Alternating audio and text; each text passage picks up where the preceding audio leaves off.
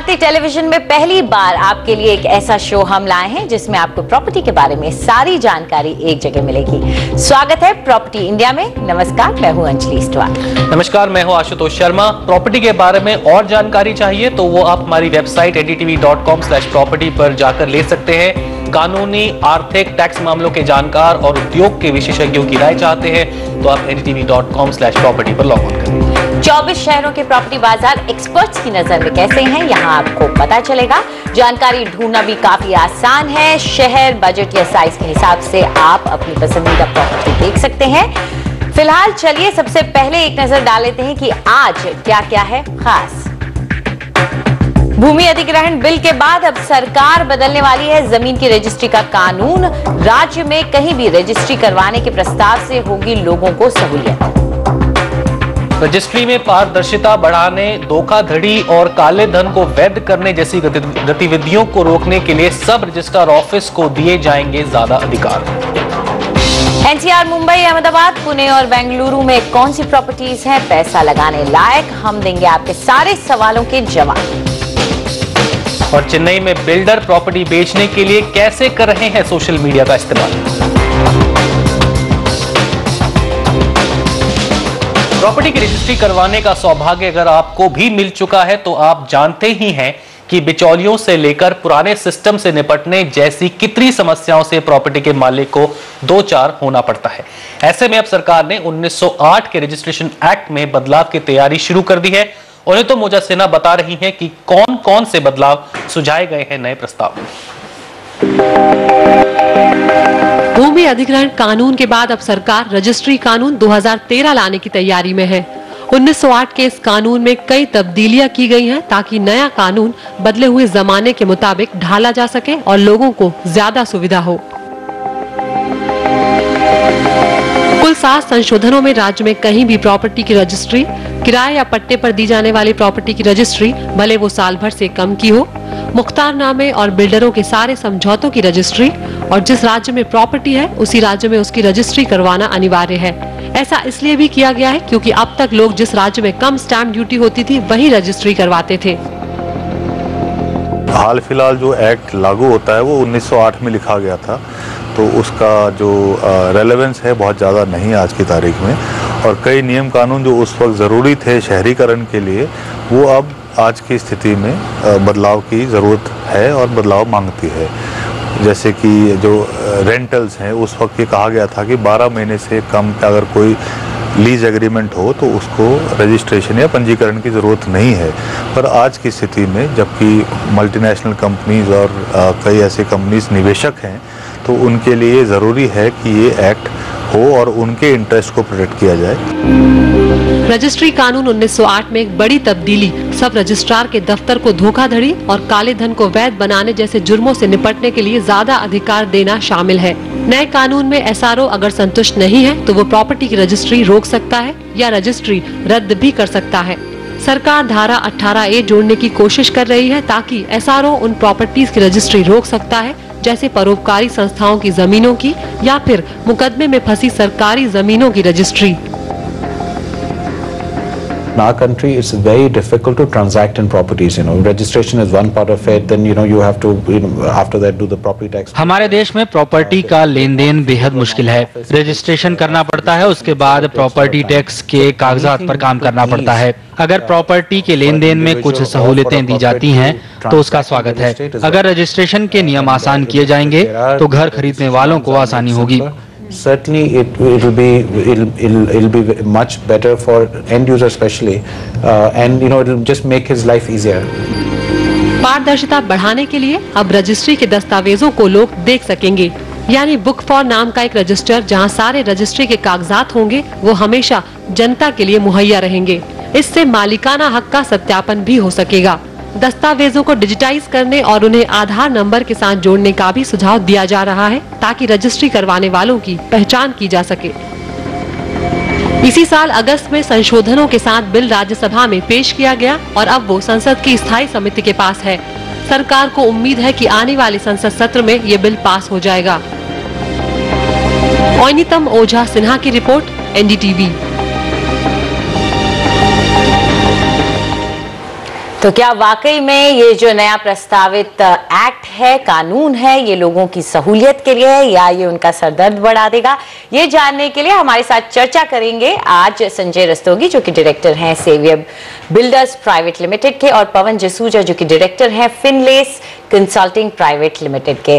तो संजय, पहले आपसे जानना चाहेंगे कि 1908 का बना कानून अब तक चलता आ रहा था पूरे देश में, सिवाय जम्मू कश्मीर को छोड़ करके, तो अब आपको क्या लगता है कि कितना पुराना या दक्यानुसी हो चला था वो कानून, जिसकी वजह से अब वक्त आ ही गया था कि इससे बदला जाए?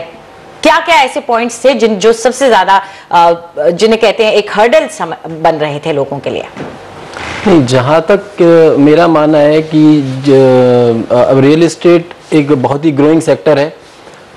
ऑलमोस्ट अगर हम बात करें तो लगभग 4 से 5 lakh flats Delhi NCR across Delhi NCR बन रहे हैं, और कस्टमर भी काफ़ी अवेयर है हर प्रोज और कॉन्स के बारे में।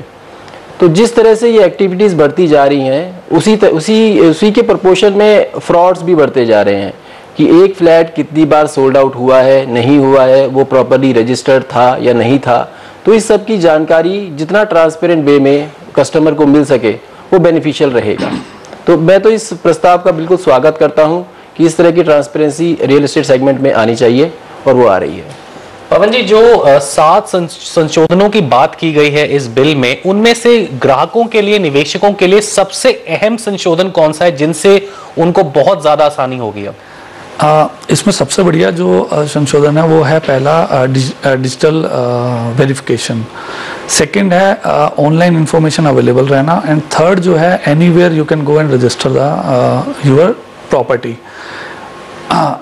100 ईयर से ये जो पुराना कानून चल रहा था उसके बाद से बहुत चेंजेस आए हैं। जैसे हमने बाकी सेक्टर्स में चेंजेस देखे हैं, मोबाइल या इंश्योरेंस इंडस्ट्री में चेंजेस है, वैसे ही बहुत ज़रूरी है कि सबसे ज़्यादा जो आम आदमी की नीड है वो है लैंड या घर, उनमें चेंजेस बहुत जल्दी से हों। आज ये बहुत बड़ी प्रॉब्लम है जिसमें कि आम आदमी जहाँ पे फ्रॉड या चीटिंग के केसेस में जाता है वहाँ पे वहीं फंसता है कि ही और शी इज़ नॉट अवेयर, कि उनको पता ही नहीं है कि ये प्रॉपर्टी किसके नाम थी। ऑनलाइन करने से एंड सेकंड बायोमेट्रिक वेरिफिकेशन होने से ये बहुत बड़ी प्रॉब्लम सॉल्व हो जाएंगी। इन दोनों चेंजेस होने से आम आदमी को बहुत बहुत फ़ायदा मिलेगा, और जितने भी चीटिंग के केसेस हैं वो बहुत ड्रास्टिकली रिड्यूस हो जाएंगे। उसके अलावा जो एक चेंजेस है जो बहुत मेजर है वो है रजिस्ट्रार ऑफिस को ये पावर देना कि जहाँ पे they can object and they can cancel also. इन दोनों रूल से क्या हो जाएगा कि जब भी उनको लगा कि अभी भी कोई मिसलेनियस या miss communication in the statement, वो ऑब्जेक्ट कर सकते हैं। इससे बहुत बड़ा एक चेक पॉइंट रहेगा जो कि कहीं ना कहीं जाके लॉन्ग टर्म में लोगों को फ्रॉड करने से रिड्यूस करेगा। एक पॉइंट जो और मैं सामने लाना चाहूंगी वो ये है कि जैसे कि एक राज्य के अंदर आप अलग जगह से बैठ करके अपनी रजिस्ट्री करा सकते हैं, लेकिन अब आप एक राज्य के ही अंदर अगर वो प्रॉपर्टी है वहीं पे ही रजिस्ट्री कराएंगे। तो संजय, आपसे जानना चाहेंगे, पहले कुछ कानून थे जिसकी वजह से जो राज्य का एक्सचेकर था, जो सरकार थी, उसको पैसे का नुकसान होता था, रेवेन्यू का नुकसान होता था। तो किस तरह से लोग इसका फायदा उठाते थे? जैसे कि अगर हम पूरे इंडिया की बात करते हैं तो कुछ स्टेट्स थी, जैसे कि अगर चंडीगढ़ स्टेट हम लेकर चलते हैं तो वहाँ पर स्टैंप ड्यूटी जो थी that was slightly less as compare to Uttar Pradesh और मे बी दिल्ली, जबकि उत्तर प्रदेश से भी सस्ती थी दिल्ली में रजिस्ट्री कराना। तो कस्टमर्स क्या करते थे, या क्लाइंट्स जो भी फ्लैट बायर्स होते या जो भी प्रॉपर्टी बायर्स होते थे, वो अपनी रजिस्ट्री दिल्ली में जाकर या मे बी चंडीगढ़ जाकर कराया करते थे उस चीज़ के लिए, जिससे कि उस स्टेट का रेवेन्यू लॉस हुआ करता था, जो कि इस वाले प्रोविजन को आने से काफ़ी मिनिमाइज हो जाएगा। एक और चीज जो सबसे अहम है और शायद जिससे थोड़ी सी परेशानी बढ़ेगी लेकिन शायद कॉस्ट भी बढ़ जाए, वो ये है कि नए एक्ट में ये रिक्वायरमेंट है कि पावर ऑफ अटॉर्नी को भी अब रजिस्टर कराना पड़ेगा। तो पवन, पावर ऑफ अटॉर्नी को रजिस्टर करते हुए बहुत हमने सुना नहीं है, और आदत ही ऐसी बनी हुई है लोगों की, पावर ऑफ अटॉर्नी पे ही डील होती है, पावर अटॉर्नी पे ही सेल हो जाती है। तो रजिस्टर वाले तो सारे पावर ऑफ अटॉर्नी बिल्कुल। तो क्या थोड़ी सी हैसल नहीं है निवेशकों को, ग्राहकों को और आम लोग जो पावर ऑफ अटॉर्नी के थ्रू ही सारी ट्रांजैक्शन कर डालते हैं? बट मेरे ख्याल से ये ब्लैक मनी रोकने के लिए और इलीगल ट्रांजैक्शन रोकने के लिए बहुत अच्छा मूव है। आज अगर हम बायर्स को 2 पार्ट्स में डिवाइड करें, एक है एंड यूजर जिनको अपने घर के लिए नीड है, और सेकंड है इन्वेस्टर्स जो द पीपल जो सिर्फ इन्वेस्टमेंट के लिए मनी डाल रहे हैं। थोड़ी बहुत प्रॉब्लम इन्वेस्टर लेवल पे ये आ सकती है, बट अगर मैं and user point of view से बात करूं तो पावर ऑफ अटॉर्नी का जो यूज है वो ज़्यादा मिसयूज की शेप में जा रहा था, जहाँ पे कि एक ही प्रॉपर्टी 20 बार ट्रांजैक्शन उसके हो रहे थे without giving any single money to government. ये देखिए, जब भी कोई चेंज होता है ना, वो थोड़े टाइम के लिए पेन एरिया रहता है, लेकिन लॉन्ग टर्म के लिए अगर हम देखें तो ये जितने भी मूव हैं, जिसको हम ये कह रहे हैं बायोमेट्रिक हो रहा है, ऑनलाइन कर रहे हैं, एक ही स्टेट में हो पाएगा, ये सारे लॉन्ग टर्म में बहुत अच्छे मूव होंगे। सेकंड चीज, जैसे संजय ने बोला या अंजलि ने जैसे क्वेश्चन किया ना, आज हमें एक चीज समझनी पड़ेगी कि अगर हम ये सोचते रहेंगे कि मेरठ को लॉस हो रहा है, हापुड़ को फायदा हो रहा है, वी कैन नॉट ग्रो जी। आज हमें उस चीज से बाहर आना पड़ेगा जहां हमें इंडिया और उस स्टेट के बारे में कम से कम सोचना पड़ेगा जी। अगर कोई कानपुर में बैठा हुआ आज नोएडा की प्रॉपर्टी रजिस्टर्ड करा रहा है, वो अल्टीमेटली मनी यूपी के पास ही आ रही है। बिल्कुल, मैं अपने उसी मुद्दे पे रहना चाहूंगा। फिलहाल संजय, मैं आपसे पूछना चाहता हूँ, लिक्विडिटी बहुत इंपॉर्टेंट होती है यदि आप निवेशक हैं, और लिक्विडिटी कब आएगी? जब आप ट्रांजैक्शन जल्द से जल्द कर पाए। तो यदि जीपीए को भी अब आपको रजिस्टर कराना पड़ेगा तो उसमें भी आपको टाइम बहुत लग जाएगा। तो यदि एक निवेशक है, जैसा कि पवन ने भी कहा, तो यदि निवेशकों के लिए थोड़ी सी इससे परेशानी नहीं पड़ेगी यदि हर जीपीए को अब रजिस्टर कराना पड़ जाएगा? नहीं, मेरा जैसे अभी पवन जी ने भी बात बहुत ही स्पष्ट रूप से बताई कि अगर हल्की सी भी ट्रांसपेरेंसी आप चाहते हैं किसी भी ट्रेड में, तो थोड़े से हेजल आपको लेने पड़ेंगे।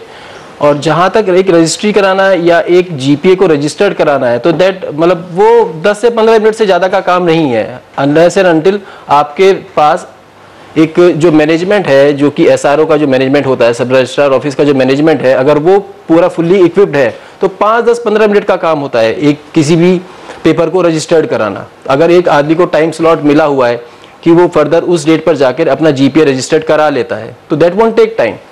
तो मेरे हिसाब से तो अच्छा रहेगा, आपका single each and every paper should be registered, और ये कस्टमर्स के लिए भी, जो सेलर है उसके लिए भी, और हर तरह के फ्रॉडलेंट से बचने के लिए भी ये जरूरी है जी। तो हमारी पूरी उम्मीद यही है कि इससे ग्राहकों को सबसे ज्यादा आसानी हो, ताकि आगे जाके खरीद फरोख्त की जो ट्रांजैक्शन है वो अपने आप में आसान हो जाए, जो कि आज के दौर में बहुत ही मुश्किल काम है अपने आप में। तो आप दोनों का बहुत बहुत धन्यवाद इस चर्चा में हमसे जुड़ने के लिए, और मेरे हिसाब से काफी फायदेमंद सिद्ध होंगे ये सारे संशोधन आने वाले समय में। जी बिल्कुल। फिलहाल आगे बढ़ते हैं, एक छोटे से ब्रेक का वक्त है, लेकिन उसके बाद प्रॉपर्टी खरीदने और बेचने की आपकी सारी उलझने हम सुलझाने आएंगे। आपके सवालों के जवाब भी देंगे, बताएंगे कि एनसीआर, मुंबई, अहमदाबाद, पुणे और बेंगलुरु में कौन सी प्रॉपर्टी है सबसे हॉट। कहीं जाइएगा मत।